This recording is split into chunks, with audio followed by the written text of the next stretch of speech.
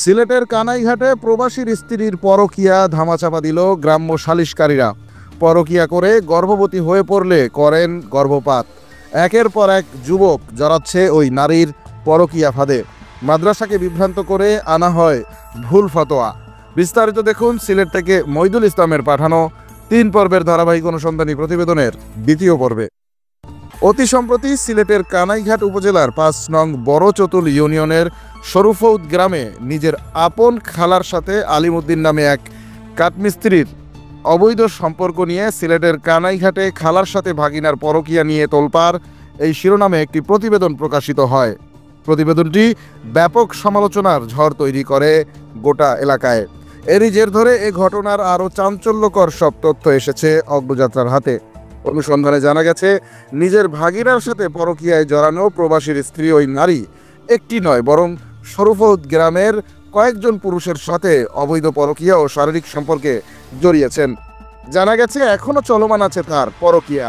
এখানেই শেষ নয়, পরকীয়ায় শারীরিক সম্পর্ক করতে গিয়ে ওই নারী সন্তান সম্ভবও হয়ে পড়েন এবং গর্ভপাত করাতে বাধ্য হন। এ ঘটনার প্রমাণও এসেছে অগ্রযাত্রার হাতে। শুধু তাই নয়, নিজের ভাগিনার সাথে পরকীয়া করা ওই নারীর পরকীয়া এবং অবৈধ সম্পর্কের বিষয়টি স্থানীয় পর্যায়ে গ্রাম্য সালিশ পর্যন্ত গড়িয়েছে। তবে সবচেয়ে বড় অভিযোগ হলো, এলাকার কতিপয় সালিশকারী মুরব্বী একের পর এক ব্যভিচারে জড়ানো ওই নারীর পরিবারের কাছ থেকে মোটা অঙ্কের টাকা নিয়ে প্রমাণ থাকার পরও সালিশের রায় দিয়েছেন ওই ব্যভিচারী এবং একের পর এক পরকীয়া করে যাওয়া মহিলার পক্ষেই। এমনকি স্থানীয় একটি কওমি মাদ্রাসার ইফতা বিভাগকে ভুল তথ্য দিয়ে ভুল ফতোয়া নিয়ে এসে ব্যভিচারী ওই নারীকে নির্দোষ প্রমাণের অপচেষ্টাও চালানো হয়েছে।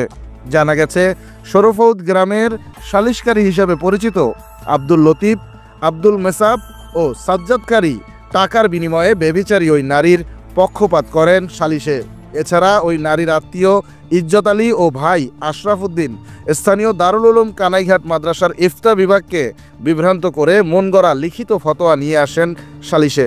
ফতোয়ায় দেখানো হয় ওই নারী স্বামীর সংসার করতে পারবে, কিন্তু ওই নারীর ব্যভিচারের কোনো তথ্যই ফতোয়ায় উল্লেখ করা হয়নি এবং ব্যভিচারের শাস্তি কি তাও উল্লেখ করা হয়নি। অথচ অগ্রযাত্রার হাতে আসা প্রমাণ অনুযায়ী ওই নারীর স্বামী গত 5 বছর ধরে প্রবাসে থাকেন, কিন্তু অভিযুক্ত নারী গত 13ই মে 2023 তারিখে জৈন্তাপুরে অবস্থিত জৈন্তা ডায়াগনস্টিক সেন্টারে পরকীয়ার মাধ্যমে গর্ভে আসা সন্তান নষ্ট করে ফেলেন। সেদিনের মেডিকেল সম্পর্কিত কাগজ, এমনকি গর্ভপাত করার পর সেই ছবি এক পরকীয়া প্রেমিককে দেয়ার স্ক্রিনশটও এসেছে অগ্রযাত্রার হাতে। এছাড়া নিজের ভাগিনা আলিমউদ্দিন ছাড়াও মারুফ আহমেদ নামে আরেক যুবকের সাথেও ওই নারীর পরকীয়া আলাপের বেশ কিছু স্ক্রিনশট পাওয়া গেছে। এমনকি কানাঘুষা রয়েছে সালিশকারী আব্দুল লতিফের সাথেও ওই নারীর পরকীয়া সম্পর্ক রয়েছে। নতুবা এত প্রমাণ থাকার পরও তিনি কেন ব্যভিচারী ওই নারীর পক্ষ নেন বারবার, এমন প্রশ্ন এখন স্থানীয় জনমনে। মূলত ব্যভিচারী ওই নারী পরকীয়াকে নিজের নেশা বানিয়ে ফেলেছেন বলে জানা গেছে। ওই নারীর পরিবার প্রভাবশালী হওয়ায় টাকা ও প্রভাব খাটিয়ে গ্রাম্য সালিশ এমনকি ইসলামিক ফতোয়াও কিনে নিয়েছেন।